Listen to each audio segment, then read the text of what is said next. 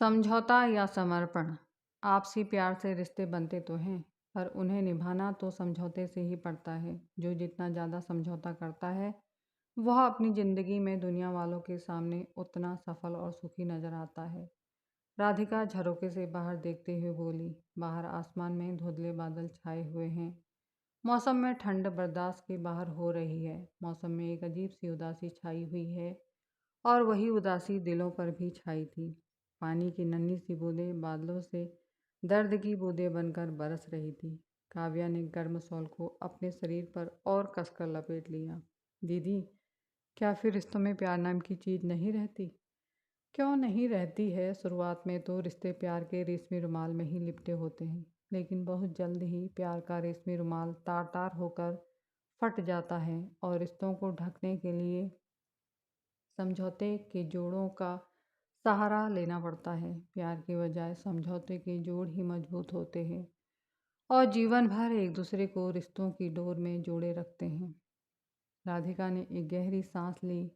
उसकी गर्म सांसें हवा में धुआं बनकर उड़ रही थी। तो फिर क्या रिश्ते कभी प्यार के साथ नहीं चल सकते?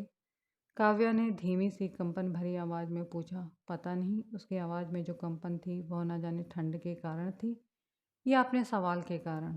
प्यार के पैरों पर रिश्ते खड़े तो होते हैं, लेकिन ज़िंदगी की यात्रा समझौते का सहारा लेकर पूरी करनी पड़ती है। राधिका की आवाज़ में गहरा दर्द छुपा हुआ था। काव्या के पैर कांप रहे थे। उसने अपने पैरों को रजाई से ढक लिया। उसे ऐसा लग रहा था कि जैसे पैरों में जान ही नहीं है। पता नहीं अब वह उठकर चल भी पाएगी या नहीं। बाहर छाई उदासी उन दोनों के सीने में जमसी गई थी। बाहर पेड़ पौधे भी अपने अपने को समेटकर दुबके पड़े थे।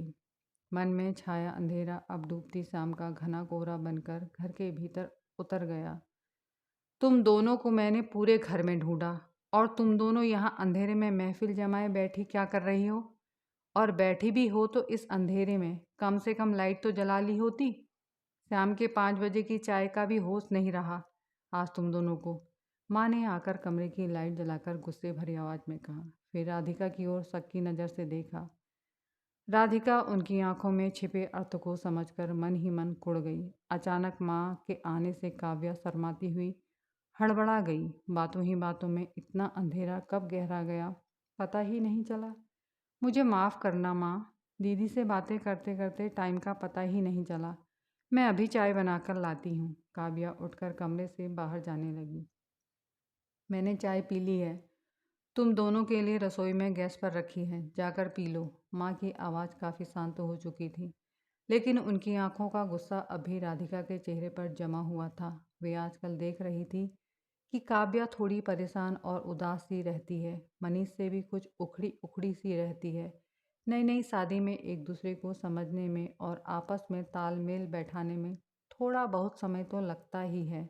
यही सोचकर उन्होंने काव्या से कभी कुछ नहीं पूछा। वैसे भी किसी की निजी जिंदगी में हस्तक्षेप करना उनकी आदत में शुमार नहीं था। वह देख रही थी कि सब जब से राधिका आई है काव्या के चेहरे की रंगत दिनों दिन उड़ती जा रही है।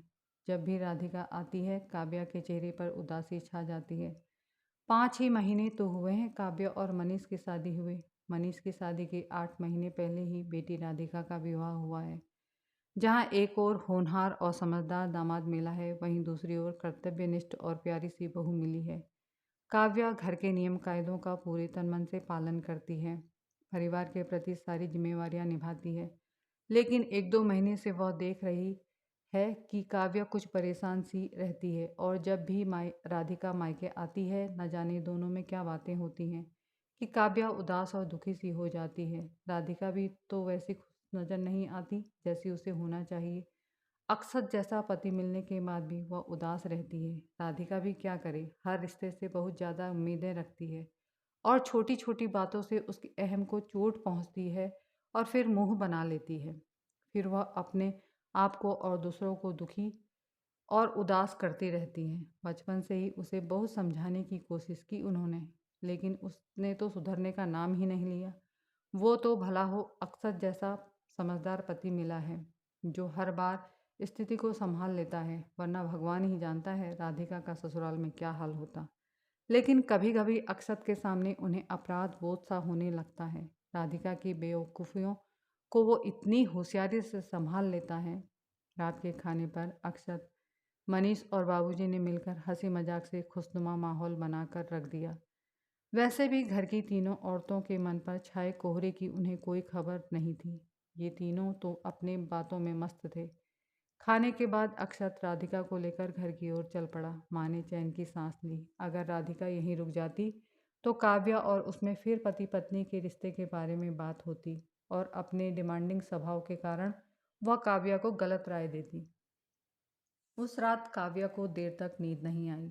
रिश्तों में समझौते का जोड़, बिना समझौते के रिश्ते नहीं चलते, यही सब बातें उसके दिलो दिमाग में घूम रही थी। क्या सच में एक दिन रिश्तों में प्यार खत्म हो जाता है और सिर्फ समझौते करके ज़िंदगी बितानी पड़ती है? मनीष के साथ क्या हर बात में सिर्फ समझौता ही करना पड़ेगा? सुबह के नाश्ते से लेकर रात को बिस्तर में तक क्या हर बात का पालन सिर झुकाकर करना पड़ेगा? तभी लोगों के दिमाग में यह भ्रम बना रहेगा कि हम दोनों बहुत सुखी हैं। ऐसे तो जीवन नरक बन जाएगा। कल शाम की ही तो बात है। विवाह समारोह में जाना था। काव्या ने अपने मनपसंद का सूट पहना था, लेकिन ऑफिस से आते ही मनीष ने सूट नहीं, उसकी मनपसंद की साड़ी पहनने को कहा। अब क्या कपड़े भी दूसरे की पसंद के पहनने पड़ेंगे? एक हफ्ते पहले का किस्सा है। उसका सड़क किनारे लगे ठेले पर पानी पूरी खाने का मन था, लेकिन मनीष उसे एक बड़े से रेस्टोरेंट में खाना खिलाने ले गया। ऐसे कितने ही वाक्य हैं जो रोज घटित होते हैं और अंत में काव्या को ही समझौता करना पड़ता है। लेकिन ये सब किससे कहूँ, कौन समझेगा? बस एक राधिका दीदी है जो मेरी बात को समझती है। उनसे बातें करके मन थोड़ा हल्का हो जाता है। एक हफ्ते बाद राधिका फिर आई। राधिका का ससुराल उसी शहर में था, तो इस वजह से आना जाना लगा रहता था। सुबह के 11 बजे दोनों शॉपिंग करने चली गई और फिर 3 बजे तक घर वापस आई। काव्या ने सबके लिए चाय बनाई। माँ पापा को उनके कमरे में चाय देकर काव्या अपनी और राधिका की चाय लेकर बालकनी में आ गई। दोनों बातें करने लगी। काव्या ने राधिका के साथ साड़ी और खाने की बातें साझा की। राधिका ने उसकी बातों को सुना और उसके दुख को समझा और उसके प्रति सहानुभूति जताई। दोनों एक दूसरे को अपने दुखड़े सुनाने में ऐसी खोई हुई थी कि उन्हें पता ही नहीं चला कि माँ कब से दरवाजे की ओट में खड़ी होकर उनकी सारी बातें सुन रही थी। माँ से जब सहन नहीं हुआ तो वे कमरे के भीतर चली आई। उन्हें देखकर दोनों घबरा गई। वाह, खूब बेटा, शाबाश! तुम दोनों ने रिश्तों का क्या खूब विश्लेषण किया है। तुम लोगों ने एक बार भी नहीं सोचा कि प्यार के पैरों को तो तुमने ही लकवग्रस्त किया है। माँ दोनों को घूरते हुए बोली। काव्या माँ के सामने अपनी कही हुई बातों को याद करके शर्मिंदगी महसूस कर रही थी। काव्या, पहले तो मैं तुम्हारी ही समस्या का समाधान करती हूँ बेटा। जहाँ तुमने पानी पूरी खाने की इच्छा जाहिर की थी, वहाँ संडे को इतनी भीड़ होती है कि वहाँ पैर रखने की भी जगह नहीं मिलती और शोरगुल अलग होता है। हो सकता है तुम्हें 1-2 घंटा इंतज़ार करना पड़ता। शायद मनीष तुम्हें आराम और सुकून के पल देना चाहता हो, इसलिए वह तुम्हें रेस्टोरेंट में ले गया। इसे तुम सकारात्मक ढंग से भी ले सकती थी, लेकिन उसके प्यार को तुमने समझौते का नाम दे दिया, जिसके बोझ तले तुम अपने अरमानों का गला घोट रही हो। और हाँ, रही साड़ी वाली बात, तुम लाइट कलर का सूट पहन रही थी, जबकि तुम्हारा रंग गोरा है, तो इसलिए मनीष ने डार्क कलर की साड़ी पहनने को कहा था, क्योंकि रात में तुम उस साड़ी में बेहद खूबसूरत लग रही थी।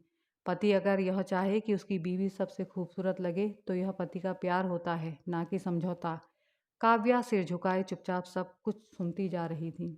उसकी आंखों से आंसू लगातार बरसते जा रहे थे। माँ ने काव्या की ओर अफसोस भरी नज़र से देखा। अपनों की खुशी के लिए किसी बात को मान लेना समझौता नहीं, समर्पण होता है। लेकिन आजकल के बच्चे तो समझौते और समर्पण के बीच का अंतर ही नहीं समझ पाते हैं। समर्पण का नाम आपसी सामंजस्य है, जिससे रिश्तों में प्यार बना रहता है। लेकिन अगर रिश्ते में समझौते का जोड़ लगा दिया तो वह कसूर तुम्हारा है, रिश्तों का नहीं। माँ राधिका की ओर देखकर सख्त लहजे में बोली। रिश्ते बैंक के खाते की तरह होते हैं। खाते में सिर्फ डिमांड करने से काम नहीं चलता, पहले वहाँ उतना ही कैश जमा करना पड़ता है। उसी तरह अगर रिश्तों में प्यार और सम्मान चाहिए तो तुम भी देना सीखो। खाते से सिर्फ डिमांड पर डिमांड करने से खाते बहुत जल्दी ही खाली हो जाते हैं। माँ ने एक बार फिर राधिका पर व्यंग्यबाण छोड़ते हुए कहा। राधिका सिर झुकाए चुपचाप सब कुछ सुन रही थी और काव्या की आंखों से लगातार आंसू गिर रहे थे। खीर अगर मीठी चाहिए तो उसमें शक्कर मिलानी पड़ती है। नीम का रस मिलाकर मीठे की चाहत नहीं करनी चाहिए। इतना भी ज़्यादा मांग मत क्या करो राधिका, जिससे जीवन में और रिश्तों में ज़िंदगी भर के लिए कड़वाहट और दूरियां भर जाएं। क्योंकि तुम देना नहीं जानती, सिर्फ लेने का भाव रखती हो। माँ ने एक गहरी सांस भरकर कहा। समझौते का विष अपने दिलो दिमाग से निकाल फेंको और समर्पण के भाव से अपने दाम्पत्य का सफ़र तय करो। अगर मन में समर्पण का भाव होगा तो रिश्ता ताउम्र प्यार से चलता रहेगा। इतना कहकर माँ कमरे से बाहर चली गई। राधिका और काव्या अपराध भाव से सिर झुकाए खड़ी थी, लेकिन घने बादलों को चीरती हुई सुनहरी धूप के समान दोनों के दिल दिमाग में माँ समर्पण के रेशमी धागे सुलझाने में कामयाब हो चुकी थी। कहानी देखने व सुनने के लिए आप सभी का बहुत बहुत धन्यवाद। अगर आपको मेरे द्वारा सुनाई गई कहानी पसंद आती है तो प्लीज़ मेरे चैनल को सब्सक्राइब कीजिए, लाइक कीजिए, शेयर कीजिए।